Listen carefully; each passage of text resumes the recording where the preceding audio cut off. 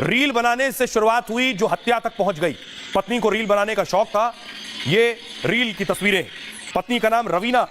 Raveena reel बनाने की शौकीन थी। रील बनाते बनाते जिस शख्स से मिली उससे प्यार हो गया, वो भी रील बनाता था और उसके बाद पति की हत्या कर दी। अगली तस्वीर मैं आपको दिखाऊं, ये है पत्नी के साथ परवीन नजर आ रहा है जिसकी हत्या की गई है। जन्मदिन था, केक मंगाया था, केक काटा गया। ये वो तस्वीर है पति और पत्नी की।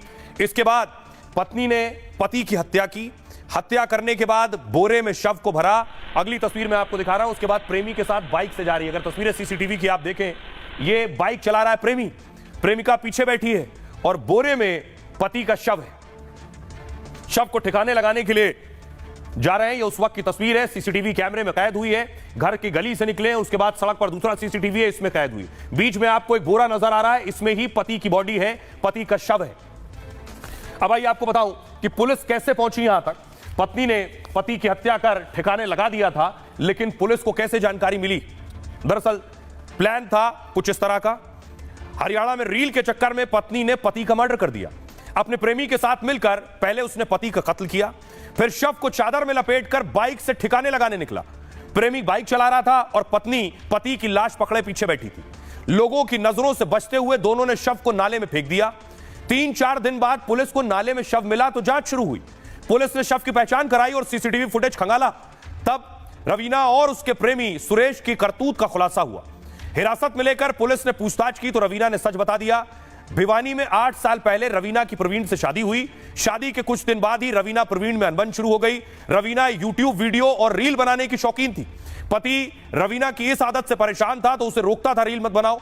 इस वजह से रवीना प्रवीण से के बीच दूरियां बढ़ने लगी। इस बीच यूट्यूब के जरिए वो सुरेश के संपर्क में आई। भिवानी का रहने वाला सुरेश भी रील और वीडियो बनाता था। रवीना सुरेश में पहले दोस्ती हुई, फिर दोनों रिलेशनशिप में आ गए। रवीना अब घर में कम रहती थी, प्रेमी के साथ ज्यादा रहती थी। प्रवीण को यह बात पता चली तो उसने रवीना से खूब लड़ाई की। गुस्से में आकर रवीना ने पति को रास्ते से हटाने का प्लान बनाया और फिर प्रेमी के साथ मिलकर चुन्नी से गला दबाकर पति को मार डाला। सुनिए जरा क्या कुछ कह रहे हैं भिवानी के एसएचओ। हरियाणा का मामला है।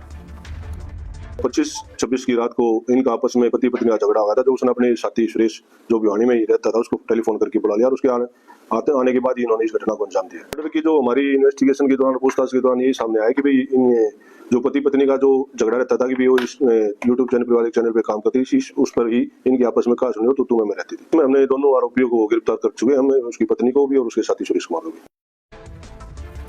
और अब पिछले दिनों एक और खबर आई थी कि सास दामाद के साथ भाग गई। ये तस्वीर देख रहे हैं, ये सास और ये दामाद। सास दामाद के साथ फरार हो गई। उसके बाद घर वाले इंतजार करते रहे कि दामाद वापस आएगा तो उसकी शादी होगी, लेकिन वापस तो आया सास को लेकर, लेकिन सीधे थाने में। ये अगली तस्वीर आप देख रहे हैं, सास थाने पहुंची और अलीगढ़ की खबर है ये।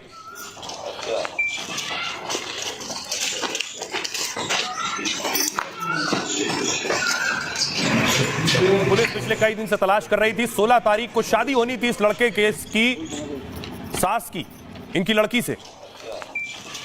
आइए अब आपको बताता हूं सास आज थाने पहुंची तो क्या कह रही हैं वो। जिस राहुल के साथ अनीता की बेटी की शादी होनी थी, उस होने वाले दामाद के साथ अनीता यानी सास गायब हो गई। परिवार से लेकर पूरे अलीगढ़ में हड़कंप मच गया। पुलिस जांच में जुटी तो पता चला कि दोनों में प्रेम संबंध थे। इधर राहुल और अनीता की बेटी के कार्ड भी छप गए थे। जो पिता है वो कार्ड लेकर घूम रहा है और उधर 39 साल की अनीता होने वाले दामाद के साथ फरार थी। परिवार की शिकायत पर पुलिस लगातार दोनों की तलाश कर रही थी। इस बीच दोनों के नेपाल भागने की खबर आ रही थी। पुलिस ने उत्तर प्रदेश से लेकर दिल्ली और नेपाल बॉर्डर तक जांच तेज की तो होने वाले दामाद और सास ने खुद थाने में आकर सरेंडर कर दिया। वो भी उस दिन जिस दिन राहुल की अनीता की बेटी से शादी होनी थी, और कहा कि वो अपनी मर्जी से भागे थे और जिंदगी भर साथ रहेंगे। सास ने कहा मेरा पति शराबी है, कुछ नहीं करता, एक घर तक नहीं बनाया। शिकायत करती तो कहता था कि दामाद के साथ भाग जाओ। दामाद के साथ भागने वाली सास से पूरा गांव और परिवार गुस्से में है।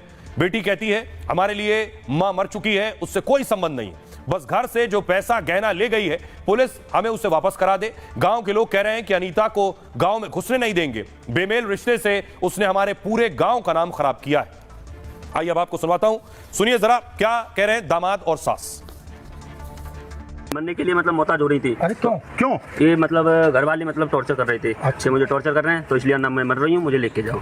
तो बस स्टैंड अलीगढ़ से मुझे इसने बुलाया, मैं लेके गया। यहाँ से अलीगढ़ से हम जब चालू हुए थे तो लखनऊ से सीधे मुजफ्फरपुर। इसके बाद में हमें पता लगा कि अलीगढ़ से पुलिस हमें ढूंढने के लिए मतलब यहाँ से फरार हो गई। तो फिर मैं इससे अच्छा पहले हम सर के सामने उपस्थित हो जाएं, तो इसलिए जब हमें पता लगा तो इससे मतलब वो पहुँचे, हम आए हैं। केंद्र कह रहे हैं कि तुम 3.5 लाख रुपए जेवर तमाम चीज जो लड़की की शादी में बनाई थी, खाली मोबाइल और 200 रुपये, इसके अलावा कुछ नहीं लेके यानी कि आरोप गलत है। हाँ, 1 रुपया नहीं लेके गई मैं घर से, कुछ भी नहीं। तो पति के साथ रहेंगी या इनके साथ रहेंगी? इनके साथ रहूंगी, जिनके साथ रहेंगी, इनके साथ नहीं तो एक चीज बताओ, जब तक तुम्हारा तलाक नहीं हुआ तब तक आप कैसे रह लोगी? ऐसे ही रहना है। बिना शादी के रह लोगी? शादी करेंगे, शादी करेंगे।